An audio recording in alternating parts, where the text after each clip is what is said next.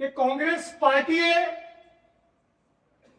આદિવાસી સમાજને આત્મસન્માનપૂર્વક જીવન જીવવા માટે,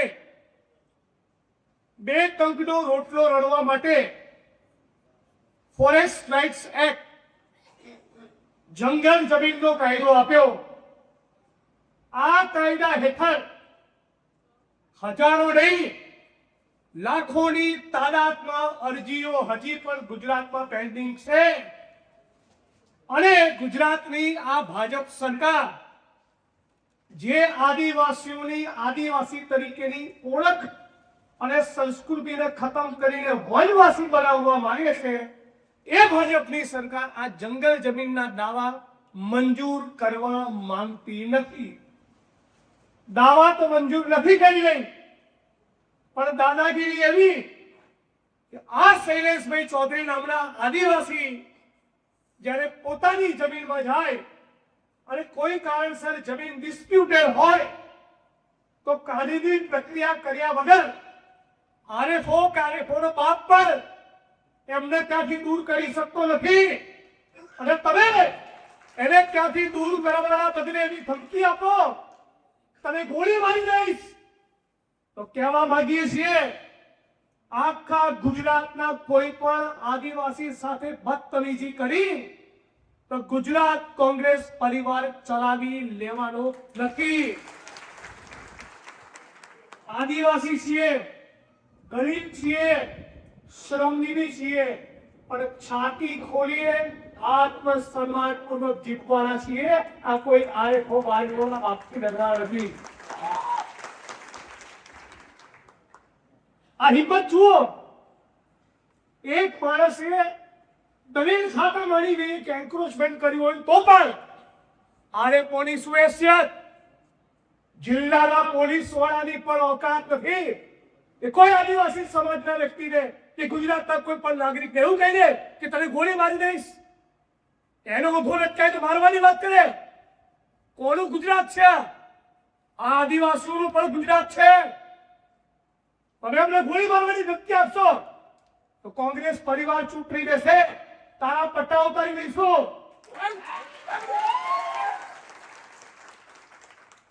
એના ઘરમાં ઘૂસી જવાનું, એના મા બાપને ટલીક કરવાની, એની જોડે ટલીક કરવાની, એને મારવાનો, મોબાઈલની લૂંટ કરવાની અને પછી એને કહેવાનું ગોળી મારી દઈશું।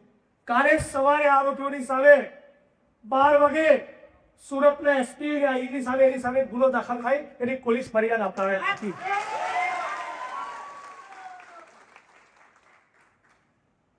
અને એને કહી દઈએ કે તું કોઈ મંત્રી પર કૂદતો હોય ને, આ રાહુલજી એ વોટ ચોરીનો બીજો હાઇડ્રોજનો ફોડવાના છે, તારા મંત્રીઓ બધા ખોઈ જવાના છે।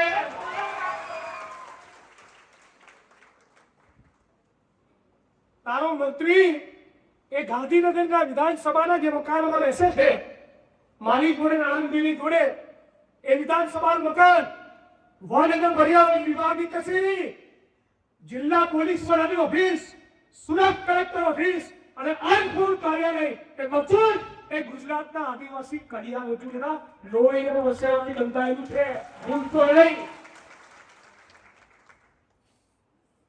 ગરીબ માણસને નાગલી બતાવવાની હોય, કોઈ કારણસર એનું એન્ક્રોચમેન્ટ હોય તો સમજાવટથી એનો દૂર કરવાનો હોય, સમજાવટથી ન મળે તો તમે કાયદેસર પ્રક્રિયા કરો। તમને કોણ અધિકાર આપ્યો કે એનો મોબાઈલનું લોકેશન તમે ટ્રેસ કરો? તમને કોણ અધિકાર આપ્યો કે તમે એની પર હાથચાળ નથી કરો? તમને કઈ સત્તા મળી કે તમે એને ગોળી મારી દઈશું? શું તમે આ દેશના કાનૂન બંધારણથી પૂરું કરો છો? આ સંઘી ભાજપના રાજમાં, પૂર્વ બુટલેગરોના રાજમાં આ આરએસએસ અને ભાજપ પાળાએ બહુ ચરબી ચડી છે। બે સાથીઓ, જીવનમાં શું થવાનું છે? આ પૃથ્વીના પટ ઉપર 60, 65, 70, 75, 80 વર્ષ માટે આયા। કોઈ ઇન્કલાબ કરો, કોઈ ક્રાંતિ કરીને જાઓ, ઇતિહાસ બનાવવાનો ઇતિહાસ। બહુ થયું આરએસએસ ભાજપનું ગુજરાતમાં શાસન, બહુ જોઈ એમની તણી ફાની ચાલ હટાવ બચાવ કહી દો એમને, હવે અમારો દિવસ આવવાનો છે। અને આટલા વર્ષો સુધી 30 વર્ષથી 25 વર્ષથી ગુજરાતમાં સરકાર બનાવતા હતા, આ દેશમાં સરકાર બનાવતા હતા. કઈ રીતે બનાવતા હતા? આ બી મારી સામે ઉમેદવાર હોય, બે દંડા લઈને આવે, સામે હું બે દંડા લઈને જાઉં અને એ મને પાડી દે તો માનું કે બહાદુર છું. હું એમને પાડી દઉં બે દંડાથી તો માની જાય કે હું બહાદુર છું. મારે બે દંડા લઈને આવવાનું અને તમારે સામે ત્યાં મશીન ગન લઈને આવવાનું. એમ તમે જયારે ચૂંટણી લડતા હોય, આનંદભાઈ ચૌધરી જયારે ચૂંટણી લડતા હોય ત્યારે પેલા પૂર્વ બુટલેગરના હિસાબે એલસીબી નો પીઆઈ દારૂ વેચવા માટે આવે, ડીવાયએસપી એસપી ને સોવાની આપેલી હોય કે વીડી વીડીને કોંગ્રેસ વાળાને ટાર્ગેટ કરો. એ પછી પણ ના માને તો ઈડીને મોકલો, સીબીઆઈને મોકલો, ઇન્કમ ટેક્સને મોકલો, રેડ બનાવો, વોટ કરો અને નકલી વોટરોને ઘુસાડો, અસલી વોટરોને ડિલીટ કરો. આવો ધંધો કર્યો છે 25-30 વર્ષથી ગુજરાતમાં અને દેશમાં, એટલે સત્તા ઉપર બેઠા છે. અને રાહુલજી અને કોંગ્રેસ પાર્ટી એ કાનૂન અને બંધારણના કાયદામાં રહીને લડવા માંગીએ છીએ. બાકી કોઈને એવો ફાંકો હોય ને કે આ આદિવાસી સમાજના દીકરાને આવી રીતે ધમકી આપીશું, આ આદિવાસીઓ તારું ટાચું પકડીને તારી ઓફિસ પરથી ઘસડીને બહાર કાઢી બધી હોશિયારી કાઢી નાખશે. કોઈ અધિકારીને પણ ફાંકો હોય તો આ ગુજરાત અને દેશનો ગરીબ માણસ જ્યારે રોડ પર ઉતરીને ઇન્કલાબ કરશે ને તો આને ફોખારી બોલી અદાણી અને અંબાણીના પણ તળિયા તૂટી જશે. ગરીબ માણસ દુનિયામાં ક્રાંતિ કરે. જે આદિવાસી કડિયા મજૂરોએ આખા ગુજરાતની એક એક બિલ્ડિંગમાં, એક એક મોલમાં, એક એક મલ્ટીપ્લેક્સમાં, એક એક શોપિંગ સેન્ટરમાં, ટાવરમાં, વિધાનસભાના મકાનમાં, સચિવાલયમાં, તમામ મામલતદાર ઓફિસ, પ્રાંત કલેક્ટર કચેરી, આ બધાનું નિર્માણ જે આદિવાસી સમાજે કર્યું એનું આત્મસન્માન જાળવતા નથી અને પછી બિરસા મુંડાની જયંતિ ઉજવવા નીકળો છો. ધિક્કાર છે ભાજપ વાળાઓ, તમને ધિક્કાર છે. આજે જંગલ જમીનની ફરિયાદ કરી, મને 20 વર્ષ થયા બોલતા કે જંગલ જમીનનો કાયદો લાગુ કરો, લાગુ કરો, લાગુ કરો બોલતા મને 20 વર્ષ થયા. કેમ જમીન નથી આપવી? જમીન તો નથી આપવી, ઉલટું નસવાડી છોટાઉદેપુરમાં હાઇડ્રો પાવર પ્રોજેક્ટના નામે 25,000 અને પરતાપી રિવર લિંક પર નદીઓને જોડવાના પ્રોજેક્ટના નામે 1 લાખ. આવી રીતે ગુજરાતમાં આદિવાસીઓને જમીન આપવાના બદલે 1,25,000 આદિવાસીઓને એના મૂળમાંથી ઉખાડીને આ ભાજપની સરકાર ફેંકી દેવા માંગે છે. ઓળખી લો, વનબંધુની વાત કરે છે ને જંગલ જમીન સાફ કરે છે. આ નામના નકલી ભક્તોને ઓળખી લો. આ સત્તા સંપત્તિના છે, આ એમના બાપના થાય એવા નથી. અને આપણે કોંગ્રેસના મિત્રો હવે તો રાહુલજીએ મુગલ ફેરવી દીધું. 27ની ચૂંટણીમાં બહુ સમય નથી, 2 વર્ષ બાકી છે. અમૃત ફાડીને મૂકી દો ભાજપ પડાવની. આમ છાતી ખોલીને લડો. લાગે કે કોંગ્રેસનો એ સિપાહી સડક પર ઉતર્યો છે, એક કોંગ્રેસ પાર્ટીનો માણસ સડક પર ઉતર્યો છે જેણે અંગ્રેજોને ધૂળ ચાટતા કરી દીધા હતા. કઈ આપણી પાર્ટી? એ પાર્ટી જેણે સ્વતંત્રતાના આંદોલનનો પાયો રાખ્યો. આ આરએસએસ વાળા કોણ હતા? સ્વતંત્રતાના આંદોલનમાં ગદ્દારી કરનારા ભારત ભૂમિના ગદ્દારો. આ ગદ્દારો તો તમે ગદ્દાર હતા, ગદ્દાર છો. 50-52 વર્ષ સુધી તિરંગો લઈ લેવાનો આ આરએસએસ વાળાએ જે તમારી મારી જોડે નથી દુનિયાનું નાકળ કરે છે ને તારે જેને તિરંગા યાત્રા કરવાનું મન થયું છે એ લોકોએ 50-52 વર્ષ સુધી તિરંગો લહેરાયો નથી. દેશની આઝાદીમાં ભાગ લીધો નથી. જનગણ મન ગાયું નથી. ભગતસિંહ, સુખદેવ, રાજગુરુ, ચંદ્રશેખર આઝાદ ક્યાં મળશે? અંગ્રેજો તારા શોધતા હતા ત્યારે એમને મુખબીર કરતા હતા કે પેલી ગલીમાંથી ગોળી મારી દઉં ત્યાં બેઠા છે. આ આરએસએસ વાળા ભારત ભૂમિના ગદ્દારો. તો ગદ્દારોને કહો કે તમે ગદ્દાર છો, ડરો નહીં. કઈ તમારી માંડવીને સુરતથી જેલમાં કેટલા લોકો મારામાં દાખલા લઈ કે બેસી?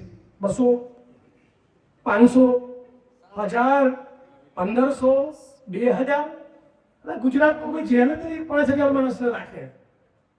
અને આપણે 6.5 કરોડ, આદિવાસી કેટલા? 1.25 કરોડ. અને દલિત, મુસ્લિમ, આદિવાસી, બીએનટી, ઓબીસી, નાનો અને સીમાંત ખેડૂત, બેરોજગારી યુવાનો, પશુપાલકો, દૂધ ઉત્પાદકો, આની તાકાતનો સરવાળો કરો. 85% ગુજરાત આપણું છે, 90%. આને ઓળખી લો. હિંમત તમારી છે, કોઈ જિગ્નેશભાઈની નહીં, કોઈ આનંદભાઈની નહીં. તમે શક્તિશાળી છો. તમે તમારા બાવડાના બળથી ઈંટોના ભઠ્ઠામાં ઈંટો પેદા કરો છો. કન્સ્ટ્રક્શનની સાઇટ પર તમે ચડો છો. કેમિકલની ફેક્ટરીઓમાં તમે જાઓ છો. તમારા પરિવારની બે દીકરી એ આશા વર્કર આંગણવાડીની બેન તરીકે કાળી મજૂરી કરે છે. તો આ જે પરસેવો પાડે, જે પોતાનું રક્ત સિંચે ધરતીમાં, એ જ ઇન્કલાબ કરે એના સમય કે રહે. આજે ગુજરાતની અંદર 8 તારીખે વિધાનસભાનું આપણું સત્ર શરૂ થાય અને ગુજરાતના જેટલા પણ પાયાના પ્રશ્નો છે એ તમામ સવાલોને લઈને ચલો ગાંધીનગરનો કોણ આપણા પ્રદેશ પ્રમુખ આવનારા 24-48 કલાકમાં આપવાના છે. હું ઈચ્છું છું માંડવીથી પણ મોટી સંખ્યામાં ગાંધીનગર આવો અને ગાંધીનગરમાં બેઠેલી સરકારને કહી દઈએ બહુ થયું, હવે તમારા પર ધાવા કાઢવા માટે માંડવીની જનતા તૈયાર થઈ ગઈ છે. અમદાવાદ શહેરમાં અત્યારે છેલ્લા 1 વર્ષની વાત કરું, નવસારી જોડે વાત કરતો હતો, 15,000 માણસોના ઘર તોડ્યા. કેટલા? 15,000. કોના ઘર તોડ્યા? દેવી પૂજકના, મુસ્લિમ સમાજના, આદિવાસી સમાજના, માલધારી રબારી સમાજના, ભરવાડ સમાજના, ઠાકોર સમાજના અને મદારી સમાજના. કોના માટે? બિલ્ડરોની ચાપલુસી કરવા માટે. આ ગુજરાત કોનું છે? કોંગ્રેસ પાર્ટી તો સરદાર આવાસ યોજના લઈ આવી, ઇન્દિરા આવાસ યોજના લઈ આવી, 100 પ્લોટની યોજના લઈ આવી. અને નરેન્દ્ર મોદી ભાજપની સરકાર એ બધું રમણ ભમણ કરવા બેઠા છે. તો કોંગ્રેસના કાર્યકર્તા તરીકે આપણી જવાબદારી શું? ખાલી તાલુકા જિલ્લા પંચાયત લડવાનું નહીં, ખાલી વિધાનસભામાં ટિકિટ માંગવાનું નહીં, માંડવીના ગામે ગામ ફરી બૂથ કમિટી બનાવો. માંડવીના ગામે ગામ ફરી કયા વોટર ડિલીટ થયા, કયા વોટર એડ થયા એની ચકાસણી ચાલુ કરો અને રાહુલજીના હાથ પગ મજબૂત કરો. માંડવીના ગામે ગામ એક બૂથ પર જઈ કયું એ પરિવાર જેમાં રહે છે 4 સભ્યો અને વોટ કરે છે 40, આવા પરિવારો શોધી કાઢો. આ દેશની આઝાદીની નવી લડાઈ છે. જે સ્વતંત્રતાના આંદોલનમાં જાતિ, ધર્મ, રાજ્ય, પ્રદેશ, પ્રાંત બધું ભૂલી આખા દેશની જનતા એક થઈ, એમ આખું ગુજરાત જો એક થાય, તમામ જ્ઞાતિ જાતિ ધર્મના વાળા તોડી કોંગ્રેસનો પંજો SC, ST, OBC, માઇનોરિટી અને જનરલ આ બધા જ ભેગા થાય ત્યારે કોંગ્રેસનો પંજો તૈયાર થાય છે. આ વાત કરો. આજે સાથીઓ, ગુજરાતની અંદર નવી પેઢીના યુવાનો માટે વિચાર કરું છું. આ ગરીબ દલિત દેવી પૂજક રાવણ ઠાકોર આદિવાસી માટે વિચાર કરું ત્યારે સવાલ થાય. તમે જાણો છો આ ભાજપની સરકારે, નરેન્દ્ર મોદીની સરકારે આપણા દેશમાં ટોટલ કેટલી સરકારી સ્કૂલો બંધ કરી? 89,000. કેટલી? એક માણસ બોલો. આ ચોરોના સરદારોએ ગુજરાતમાં અને દેશમાં કેટલી સરકારી સ્કૂલો બંધ કરી? 89,000. કેટલી સ્કૂલો બંધ કરી? હવે ઇન્દિરાજી, નહેરુજી, આ યાર સરકારો હતી ત્યારે ચિંતા એવી રહેતી હતી કે આટલો મોટો જાયન્ટ પ્રચંડ દેશ, આટલી આબાદી, આટલી જનસંખ્યા, આ 40 કરોડ લોકોને ભણાયા પછી પણ હજી 25 કરોડ બાકી છે, એવી ચિંતા હતી. તો એ ચિંતામાં યુનિવર્સિટી ખોલતા, કોલેજીસ ખોલતા, નવી સરકારી સ્કૂલ ખોલતા, માધવસિંહ સોલંકીજીની જેમ મધ્યાહન ભોજન અને કડિયા કેળવણીની યોજના લાવતા અને આ લોકોએ પૂરા કૂચ મારવાનો કાર્યક્રમ બનાવ્યો છે. 89,000 સ્કૂલો બંધ. હવે એક સ્કૂલમાં 200 વિદ્યાર્થી ભણતા હોય એવી એવરેજ કાઢો, 89,000 ગુણ્યા 200 કરો, 1.25 કરોડ વિદ્યાર્થી આ આરએસએસ અને ભાજપ અને મોદી અને અમિત શાહની નીતિના કારણે સરકારી સ્કૂલોમાંથી ભણતા બંધ થઈ ગયા. અને 1970, 80 અને 90 જે ઓબીસી હતો, જે આદિવાસી હતો, જે મુસ્લિમ હતો, જે દલિત હતો, એને કોંગ્રેસની સરકારે બીએસએનએલમાં લગાડ્યા, રેલવેમાં લગાડ્યા, ઓએનજીસીમાં લાગ્યા, આઈયુસીમાં લાગ્યા, બેંકોમાં લાગ્યા, એલઆઈસીમાં લાગ્યા, શિક્ષક બન્યા, તલાટી બન્યા, કોન્સ્ટેબલ બન્યા, પીએસએફ બન્યા અને અમદાવાદ, સુરત, વડોદરા, રાજકોટમાં એની બીજી પેઢીએ આજે 2 માળના મકાનો બનાવ્યા. પણ આ ગામડાઓમાં અને શહેરના ગરીબ વિસ્તારોમાંથી જે ઓબીસી, આદિવાસી, મુસ્લિમ, દલિત સુરતમાં, બરોડામાં, રાજકોટમાં, અમદાવાદમાં 3 BHK નો ફ્લેટ લેતો થયો, 2 માળના મકાન બનાવતો થયો કોંગ્રેસની નીતિના કારણે, એનો દીકરો હવે કોન્ટ્રાક્ટ સિસ્ટમમાં 12,500 મજૂરી કરવા જાય છે. હવે એને બીએસએનએલમાં નોકરી મળતી નથી, હવે એને રેલવેમાં નોકરી મળતી નથી, હવે એને કોઈ ઓએનજીસી, આઈઓસીમાં લેતું નથી. અને વર્ષના વચના તારે નોકરીની ભરતી પ્રક્રિયા બહાર પડે તો પેપર ફૂટી જાય. અને જો પેપર ના ફૂટે તો અનામત લાગુ કરવાની નહીં. અને અનામત લાગુ કરી હોય ખબર પડે કે આદિવાસી છે, કોઈ પ્રજાપતિ, પંચાલ, સોની, દરજી, સુથાર, લુહાર છે, મુસ્લિમ, દલિત, ઠાકોર, કોળી છે, તો ભલે લેખિતમાં 100માંથી 95 લાવો, મૌખિકમાં આપવાના 5. અને આરએસએસ વાળો છે અને સેટિંગ વાળો છે અને લેખિતમાં લાવ્યો 60, તેના મૌખિકમાં આપવાના 45, ન રહેગા 5, ન બચેગી બાંસુરી. તમારો દીકરો, તમારી દીકરી, તમારો ભાઈ કીડીઓ થાય નહીં અને 100 ચોરસ વારના પ્લોટ તમને આપે નહીં. આ ધંધો છે. હું નવું કહી દીધું. અમે રોજ જે ચાની ટીકીને ગલ્લે ઉપર બોલો છું એ આજે ભાષણ સ્વરૂપ તેને પીરસ્યું. આ પત્રકારો યુટ્યુબમાં બતાવે છે, જે લખે છે એ તમારી વચ્ચે બોલ્યો, તો બધું જ તમે જાણો છો. તો લોચું ક્યાં પડે છે? લોચો 2 જગ્યાએ પડે છે. એક વોટ ચોરી અને બીજું ધર્મની રાજનીતિ. એટલે કહીશ कि कबीर साहब ने कहा है, हिंदू कहे थे राम हमारा, मुसलमान रहे आना, आपस में दोनों लड़ाई मरत है, मर्म कोई नहीं जाना, साधु जग बुरा. क्या हमने ચારે ચડો છો મારા ગુજરાતીઓ? આ તમને ધોલી ખાશે, આ રામના નકલી ભક્તો તમને વેચી મારશે. તમારો દીકરો જશે લાજપોરની જેલમાં અને અમીરભાઈનો દીકરો ક્રિકેટ રમશે બીસીસીઆઈમાં.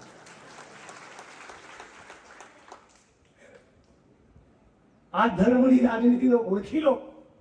હિન્દુ ધર્મ એ હિન્દુઓની આસ્થા છે અને હિન્દુત્વ એ આસ્થાનો રાજકીય ઉપયોગ છે. રાજકીય ઉપયોગ થવા દેશો નહીં. નેતાનું કામ એ માતાજીના બાંધવા કરવાનું નથી.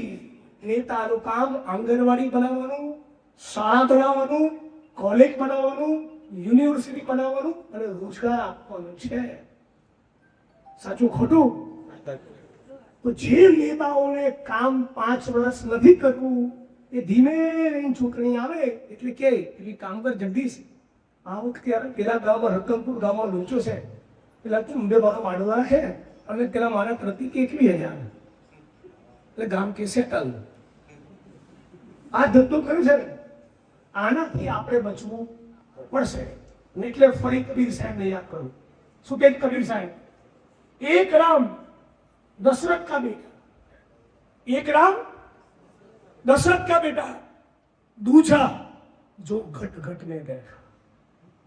आ रामनो ओळखी लो, कोई तलवारो त्रिशूल लेવાની જરૂર નથી। कबीर साहब कैसे कि एक राम दशरथ का बेटा, दूजा जो घट घट में बैठा, तीसरे राम का सकल पथारा ऊर्जा स्वरूप है, चौथा सबसे निर्गुण सबसे न्यारा એની વ્યાખ્યા પણ નાખી શકે।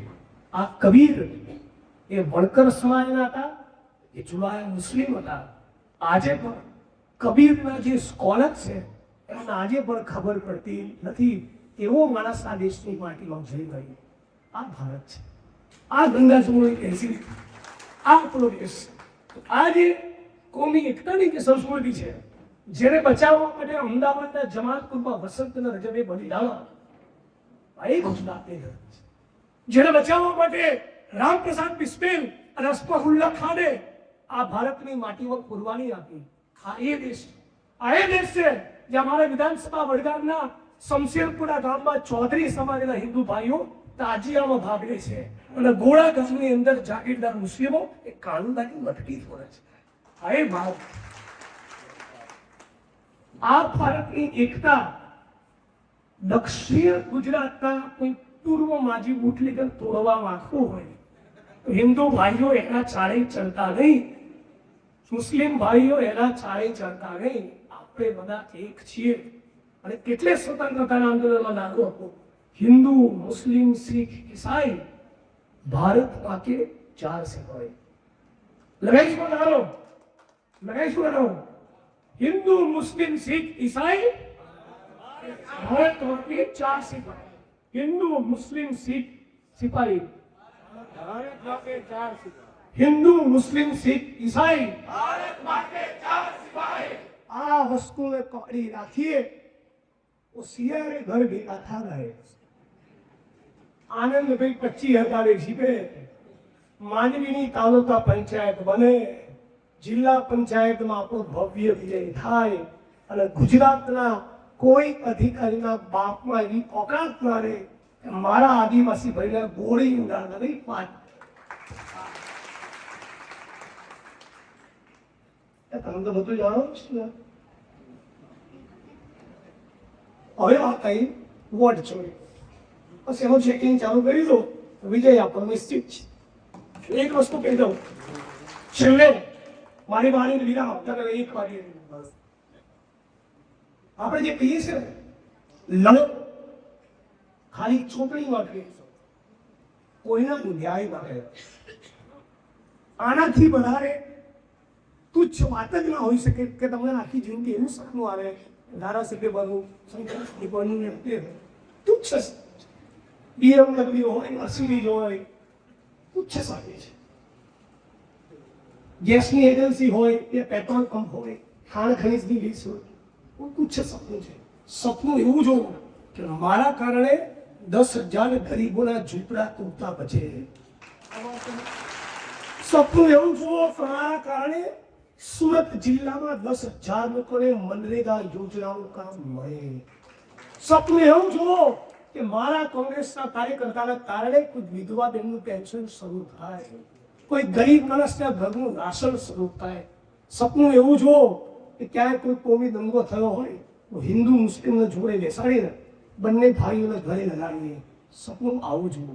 આ સપનું સરદાર વલ્લભભાઈ પટેલનું, આ સપનું શહીદ આઝમ ભગતસિંહનું, આ સપનું ડૉક્ટર ભીમરાવ આંબેડકરનું, અને આ સપનું જયપાલ સિંહ મુંડા અને બિરસા મુંડાનું। કડક લાકડા હું કરી જઈશ તો સાથે મળીને લડીશું, ઇન્કલાબ કરીશું। અને છેલ્લે મારી વાણીને વિરામ આપતા પહેલા आप सभी साथियों को मैं एक विनती करना चाहूंगा, आप तमाम साथियों को अपनी जगह पर खड़े होइए। हाल ही में कल ही अपने GIDC में बिहार के 2 मजदूर साथियों की मौत हुई है। 22 मजदूर इंजर्ड हुए, जख्मी हुए। वो बिहार के मजदूर हमारे गुजरात में आकर अपना खून और पसीना बहाते हैं, उनके पसीनों को हम सलाम करते हैं। हम पर प्रांतीय वाली राजनीति में नहीं मानते, हम कांग्रेस के सिपाही हैं, सभी को साथ में लेकर चलने की बात करते हैं। और इसीलिए इस गुजरात को खड़ा करने में महाराष्ट्र के, राजस्थान के, बिहार के, यूपी के, पूरे मुल्क के जिन जिन मजदूरों ने अपना पसीना बहाया, उस पसीने की हम कदर करते हैं, उस पसीने को हम सलाम करते हैं। और इस फैक्ट्री के ब्लास्ट में जो 2 मजदूरों की मौत हुई, इसको पूरे प्रदेश कांग्रेस की ओर से हम सभी लोग श्रद्धांजलि अर्पित करते हैं, मांग करते हैं कि नीतीश कुमार जी, आपके बिहार में चुनाव है, कहिए अपने गठबंधन के साथी अमित शाह और मोदी को कि आपके बिहार के 22 मजदूर यहाँ जख्मी हुए। गुजरात के सूरत की फैक्ट्री में जो ब्लास्ट हुआ, 2 मजदूरों की मौत हुई। पूछिए अमित शाह को कि इन मजदूरों को न्याय कब मिलेगा। पूछिए कि किन की लापरवाही के कारण मौत हुई, उनके खिलाफ गिरफ्तारी, पुख्ता जांच और मुकदमा दर्ज कब होगा। ये मांग की स्पष्ट से नीतीश जी और मोदी जी के सामने हम करते हैं। हम सभी लोग अपनी जगह पे खड़े होकर इन मजदूर साथियों को याद करते हुए आंख बंद करके 2 मिनट को श्रद्धांजलि अर्पित करेंगे।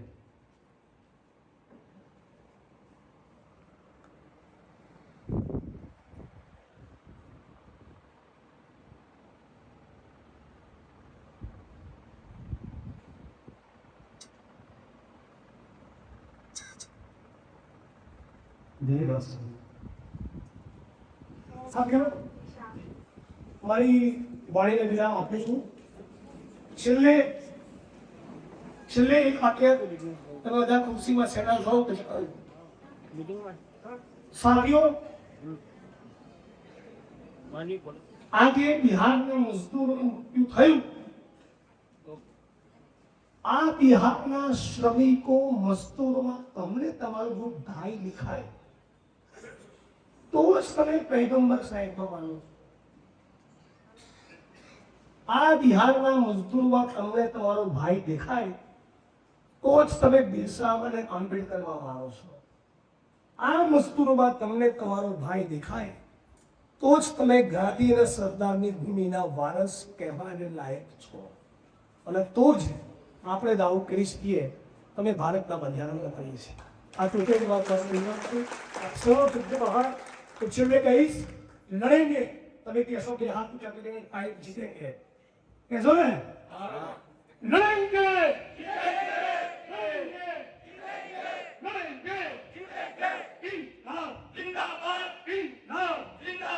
अभी तुम्हें नहीं है, आगे और लड़ाई, आगे और अभी तो ये नहीं है, आगे और लड़ाई है, अभी तो ये नहीं है, आगे और लड़ाई।